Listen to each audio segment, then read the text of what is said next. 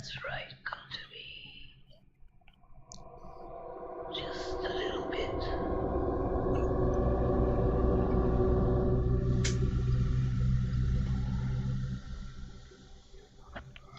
Hello and well met. This is Lewin with the Fantasy Grounds Academy. Today I'm going to be taking a look at some NPCs, some rather creepy ones. These are essentially spider related ones.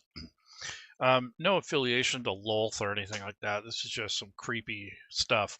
So a little bit of undead, a little bit of evil, a little bit of darkness, and just some fun creating content in Fantasy Grounds and with other tools. So essentially what I have here is a stat block, and I'm using ChatGPT to manage the stat blocks and create them. But essentially, this is all of the lore and the stat block itself. So I'll show you how to put those in if you haven't already seen this.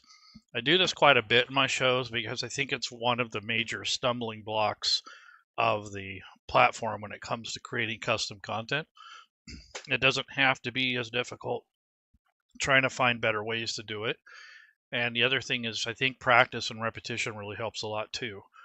Even if you don't like the content I'm making, at least the procedures and the type of tools and such would be helpful to you.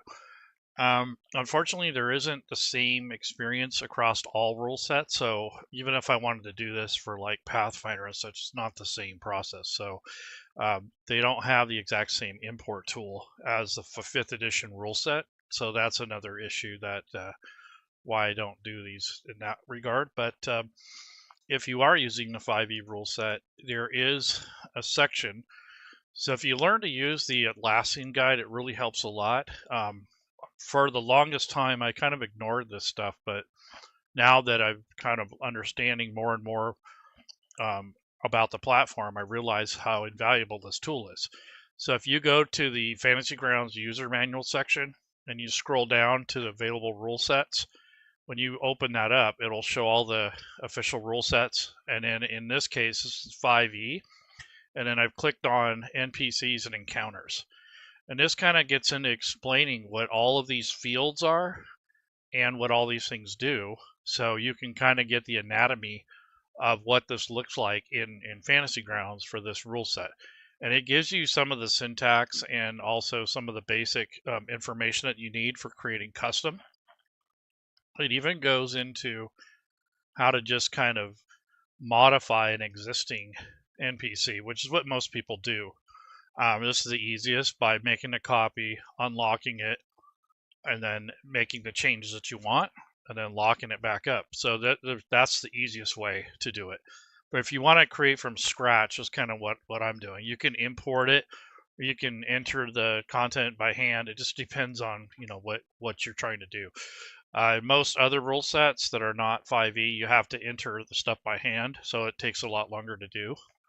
So that's kind of why I'm using ChatGPT, because they have a format in which I want it to be displayed and outputted so that I can just easily copy and paste it without having to mess with it too much.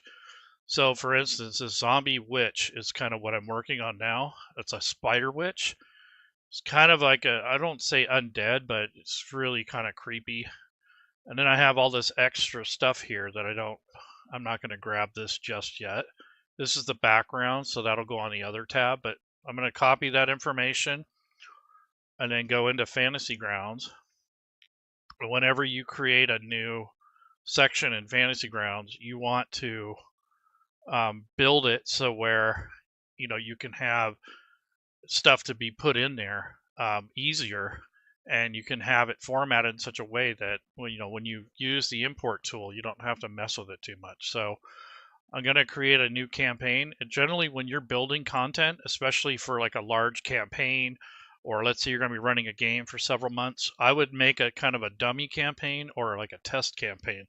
So you might do something like I do 5e, and then I might do work campaign, because this is where I'm going to do all of my editing and working, and not the play campaign. And then I put 5e in front of here in case you play other rule sets.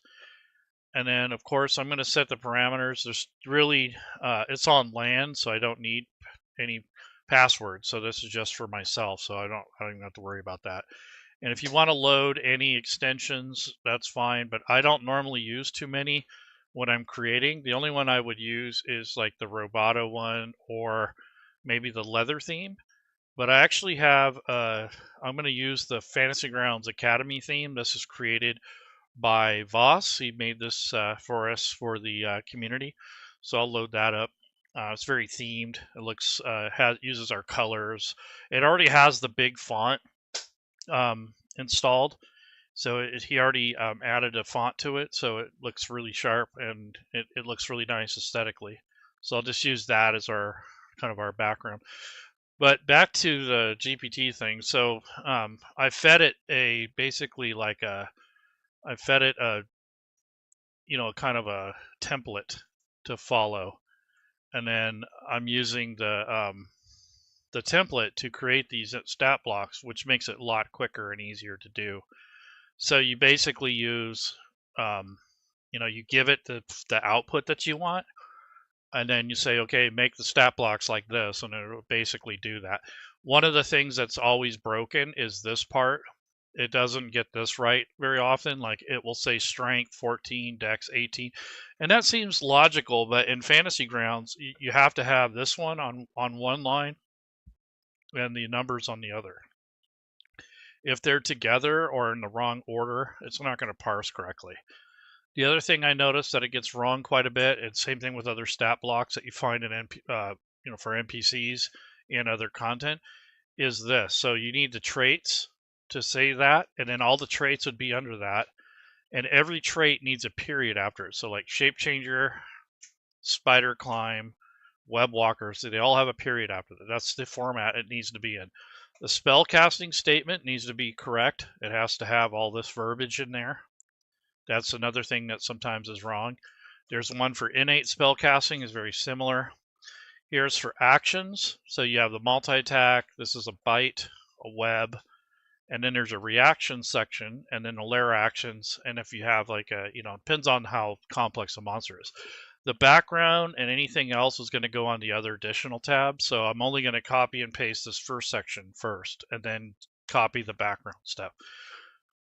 So when you have this in the correct format, it makes it so much easier, because if you don't, this type of thing is very annoying, and the tool you use for importing NPCs won't work properly. So here's the theme that was made for us.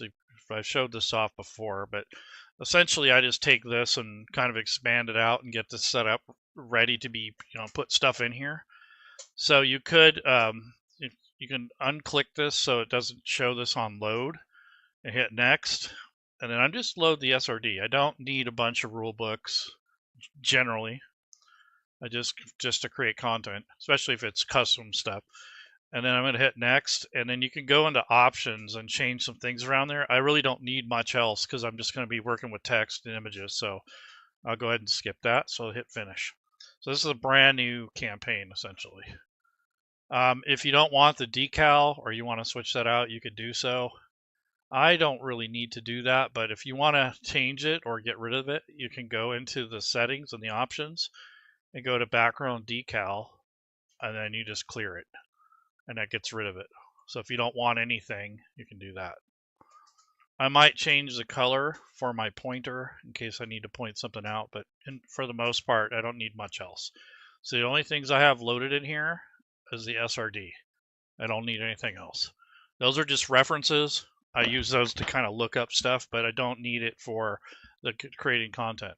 It just kind of helps with parsing and with having reference to formatting and like templates sort of. So whenever you make data in Fantasy Grounds, you always want to start with a group. So in this case, I'm going to go to the campaign data because that's what I'm going to be working on mostly. And there's a couple of things I want to do. So here's an images, and then there's NPCs. So that's what I'm mostly working on right now. So both of these, I'm going to create my own group. So these groups are up here, and this is your filter so that you can filter out other things that you don't want. Like if you don't want to see the bestiary stuff, you can filter that out to a different category. So I'm going to go ahead and click this drop down menu and click on this green plus button, which will create a separate thing called group 1 or group 2. And then if you click the edit button, you can rename it. So I'm just going to put custom NPCs. And that's kind of what this whole thing's about anyways. And then I'll copy this. And then I'll go over here and edit this one. I'll just paste that title in here. And then get out of the edit mode. And now I have 2 custom groups where I'm going to build the data. So now this is filtered to the custom groups. So for the NPCs, I'm going to use the importing tool. So this tool isn't the same in other rule sets. A lot of people ask me, well, how come you won't do Savage Worlds or, Pathfinder or whatever? Because they don't have the same tools. There's not an import tool that works the same way as this. So that's why I'm doing it this way. And then I'm more familiar with this rule set anyway. So that's kind of the reason why. So you can't do the exact same things across the board, depending on how the rule set was designed, how the rules are, all those sorts of things. You can hand enter the stuff, but it takes a long time. Just to do one stat block would take like a half an hour to show you how to do it. In this case, I'm just kind of taking a shortcut and going through and using this particular format to copy and paste in the Fantasy Ground. So I'm going to copy this data here, which is just the stat block information. And I'm going to go into Fantasy Grounds and paste it here on the left. So what I'm going to do now, I'll stretch this out so you can see what I'm doing a little bit better. And then here is what the formatting looks like. And it looks pretty good. Like after you get to looking at these for a while, you kind of get an idea of what it should look like. And that's the important part of learning this, is like, how does this supposed to look? And I see the Spider Witch is repeated twice. I don't need that. And then I might take her name and put it over here on the right. And I'll put this as a header. So when I go to paste in the background information, it kind of has its own little header. I leave a space in there in case I want to link an image or something there. So if I go back to ChatGPT, I'll grab the background information, put it over here on the right. So I'll go back to ChatGPT and then go into the background and the additional backstory stuff and copy that. And we're going to put that in the back area. And I usually do this with custom NPCs and players because a lot of times that stuff is missing. Like there really isn't any rhyme or reason to it. Like they'll give you the stat block, but they don't really give you anything else anymore. They used to give you like the ecology and their hunting patterns and all kinds of cool information. But they kind of stopped doing that because stat blocks get to be too bulky. Everyone complained, oh, it's too complex. But when you're in the middle of running something and you don't know what you're doing, it really is nice to have that information, but it can be overwhelming. So it kind of depends on what type of game master you are. But this is the information that came from the background. So I'm going to go ahead and make those bold. And whenever you want to get rid of extra spacing or anything, you can right click and use the cleanup text and it gets rid of extra spaces, except for I want to preserve that one. And the same thing over here. So I can right click, go to cleanup text, and it just gets rid of those extra spaces. So that's kind of a nice feature. So once you're happy with this, you want to go through it, of course, and then, once you're good, then you hit import. So I wanted to make sure all the text looks like it's lined up and formatted. This is like the perfect example of a stat block. I might copy and paste this into the description. So if anyone uses this, they can have like a template, because this is basically how you want it to look for Fantasy Grounds for importing. Yeah, exactly. I missed that stuff because right here, this background information, here's some play tactics. So if you've never run this creature, the Spider Witch uses her shape-changing ability to deceive and lure prey, often casting spells like Charm Person or Invisibility to manipulate her foes before ambushing them with her bite and web attacks. In combat, she uses darkness and fear to sow confusion and panic amongst her enemies. I mean, that's really cool. And then, like, for the role-playing notes, which is something I add too, is the Spider Witch speaks in a sibilant, hypnotic voice. So it kind of gives you an idea of how you might voice it. It's often using flattery and charm to get what she wants. She enjoys playing mind games with her prey and takes pleasure in their fear and confusion. So, I mean, how could you? I mean, you could as a GM, you can run these however you want, but it's nice to have that additional information in case you're unfamiliar with it. I mean, I don't see what the harm is. A lot of the direction that a lot of publishers are going is less information, more art, or less of art and information, and it's got like 300 entries, but there's nothing there. There's no substance. There's none of this extra stuff. So here's some detailed appearance. So in her true form, the spider witch appears as a giant glossy spider with violet markings. In her hybrid form, she has the upper body of a humanoid woman with dark web-like tattoos on her skin and the lower body of a spider. In her fully anthropomorphized form, she appears as a beautiful dark-haired woman with an air of an ancient and eerie grace, her eyes occasionally flashing with an inhuman glint. So that's when she's charming you. Origins: the Spider Witch was once a powerful fae who was cursed by a rival for her dark practices and malicious deeds. The curse transformed her into a monstrous hybrid, blending her beauty with the horrors of a spider. The Domain: so she resides in a dark, enchanted forest that is shrouded in perpetual twilight, where she rules over lesser spider creatures and other dark fae. Offspring: the Spider Witch can only produce offspring 3 times in her lifetime, and her daughters are raised in a brutal environment where only the strongest survive. Breeding is a very selective and ritualistic process. So there are no males, so they capture a male humanoid and do their thing. But I don't want to explain that process to you, but it's pretty gruesome. Goals. So she basically expands her influence and power, often looking for ways to break her curse and regain her full fae form. She preys on travelers and adventurers who enter her domain, using them in her dark rituals and experiments. So essentially, this kind of creature stays put. They don't normally go to other planes, and they don't normally track people down. But if you're in her area, oh yeah, you can bet she's going to try to visit you. So this is just a kind of some background information that's often missing in a lot of the stat blocks nowadays. You'll either see a big blank there or something really vague, and it doesn't really help you understand how to run these. And if you've looked at the monsters, know what they're doing, I mean, I look at that all the time. I think it's a really helpful resource. Kind of gives you a perspective on how the creature might operate, how they do things in their environment, all that sort of stuff. So anyways, I formatted all this so that when I import it, it's going to look a lot nicer. So I went ahead and checked all that. It looks pretty good. Now I'm going to hit import. And what you want to look for before you close that window, because you might have to edit it, is to expand this out and take a look at, see how it parsed. So everything in here is parsed. It looks pretty good.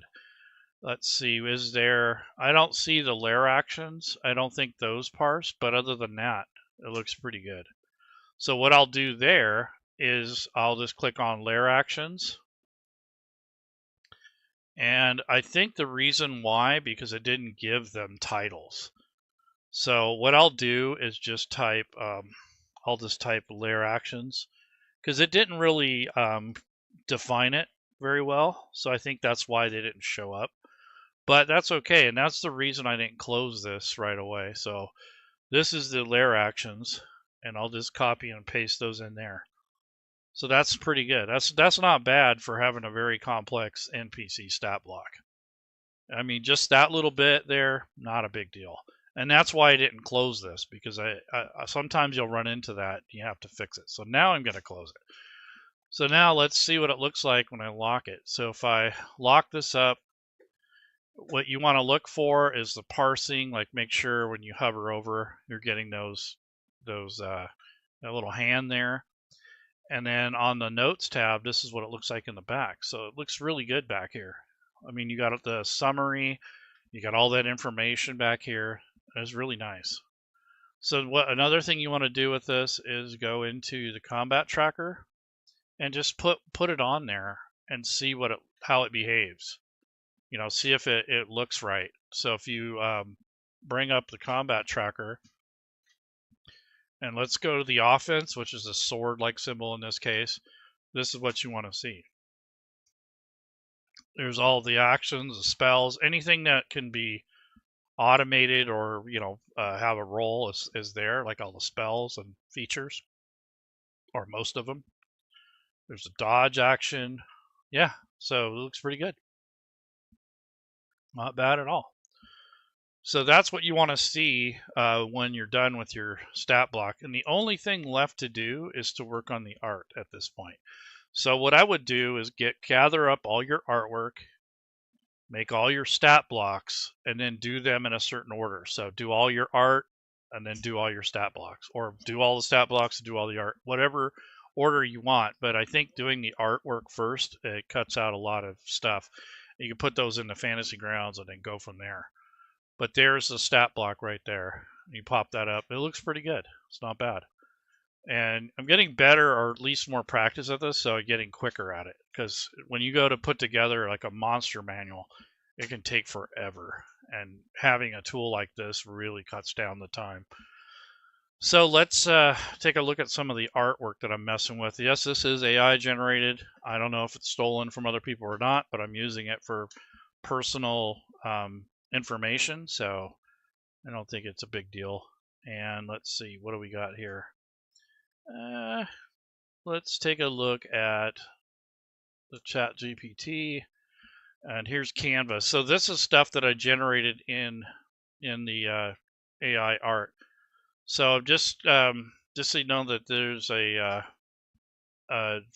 minion type that she creates. So the individuals that she chooses for the breeding program, I guess is what you want to call it, she uses those as her minions. So when she's done with them, during the process of the ritual, they turn into these like zombie-like things. And because she kind of feeds on them, but she doesn't drain their sustenance so much, she kind of imbues them with the spider venom thing, and it kind of totally not, yeah. So she feeds on them, but she's not totally draining them. And then the infused blood, they decay over time, but then they become like these zombie things. So it's kind of a creepy process, but it is creepy. If you are a male humanoid, be careful, because this is no joke. This is really spooky. What's done to you? And I don't want to talk about it on air, but basically it's not good. If you just leave it up to your own imagination. So all I'm doing here is putting the artwork in Canva and just removing the background and kind of making like a little homage, like a little image here. And that's all I'm doing here is just kind of adding a little bit of art. And I might use these because the next stat block will be the spider zombies. So that's kind of what I'm doing here. And I thought this might be one of her forms, like when she's transforming from a spider into a humanoid. Maybe that's like the half state. Because when she's done transforming, she's super beautiful. So it's kind of like, I don't think she looks like that. That might be her half form in between changing. So this is basically just kind of examples of the different spider zombies that come out of the process of being used for breeding. And this is kind of creepy. I mean, it's not, I wouldn't say it's for kids. Definitely PG-13 or greater. Probably rated R, the way I got it imagined. I got a sick mind, so it's probably not suitable for work anyways. So this is just an idea of something I was playing with for her minions. Essentially, those are those who serve her, and those are kind of the creepy things that are part of her minions. There's not too many of them because, like I said, they can only do this 3 times in their lifetime. They live about 45 years, and they're considered adults around age 5. And up to that point, all they do is feed, and they kind of feed on each other if there's nothing else to eat.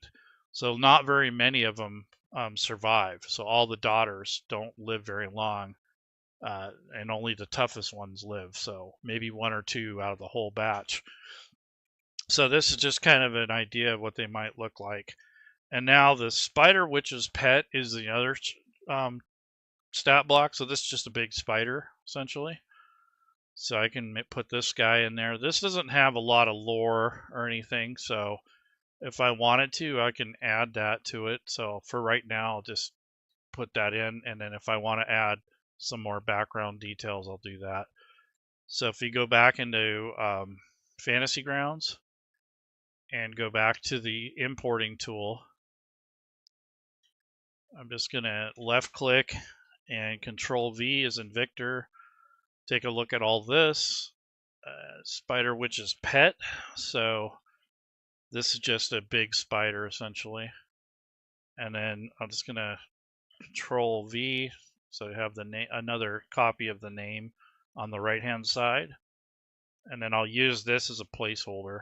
So if I want to add any lore, I can. At this point, I don't have anything right now. But I'm going to right click and clean up the text, double check these, make sure that they actually have this dot or this period after it. Looks right. There's this. Yeah, it's essentially just a giant spider, or like a large spider. It's a medium monstrosity, neutral evil. So it's kind of about the size of a man, I guess. And it's pretty big. I might turn it into large. That's probably what I'll do. But whenever you do large, you might want to change this stuff. But I'm gonna make it large because I want it to be bigger than a man. And then maybe you might have to make some slight changes. But the stat block looks pretty good. I don't need to mess with that. You might put +3 proficiency because it's a CR3, but I think that's perfect. All right, so I'll go ahead and hit import. There we go. And just take a look at it, make sure it looks right before I close this information back here. That's it. So that's that. That's the pet. And now for the zombies, so the spider zombies. So that is going to be, those are those ugly things in that picture I was showing earlier. So this is these things over here. So they all look a little different because the victims are different. But this is just a, just a kind of preliminary thing where maybe I'll put this guy in the background. And then I'll put this kind of up front because it looks like it's more up in front in your face. And I can add things and kind of blend these in because right now they kind of stick out. But one of the tricks I learned is just kind of back off on the transparency a little bit. So if you take out some of the transparency, or you add transparency, and then you just kind of back it off, that helps blend it in with the background a lot better. It takes those hard edges off is what it does. And that really helps the aesthetic of it blending in to the background. And the same thing with this creature. I might just slightly take this off. And what I do is like the ones that are in the background, like these ones, I add a little bit more transparency to them. Not too much more, because then they'll be see-through.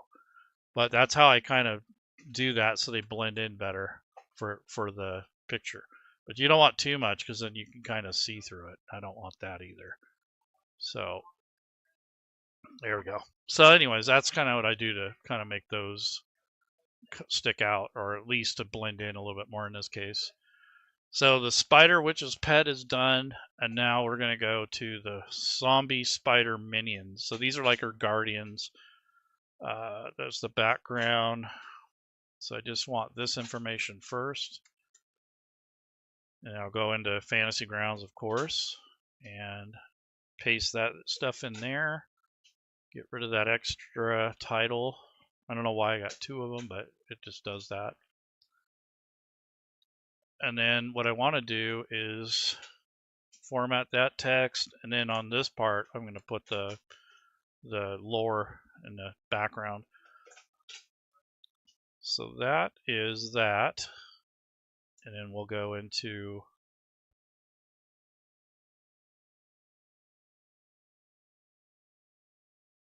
okay, so back to Fantasy Grounds. Control is in Victor, and then clean up the text, and I might make this bold up here. And then these little header things, I'll make those bold. Then over here, I'm going to right click and clean up this stuff here. So it looks pretty good. So for the background, it says zombie spider minions are the unfortunate survivors or captured creatures that the spider witch uses for breeding. Once they are no longer useful, they are transformed into undead servants. These servants serve as guards and enforcers, maintaining the spider witch's domain and assisting in capturing new victims for her dark rituals.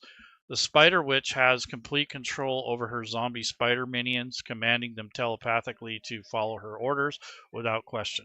So those are basically what they are. So hit import, and there we go. Spider minion is on its way. So there we go.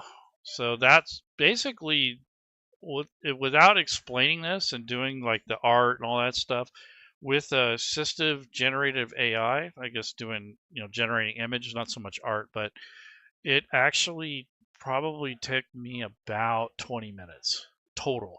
I mean, that's with putting in fantasy grounds and everything else.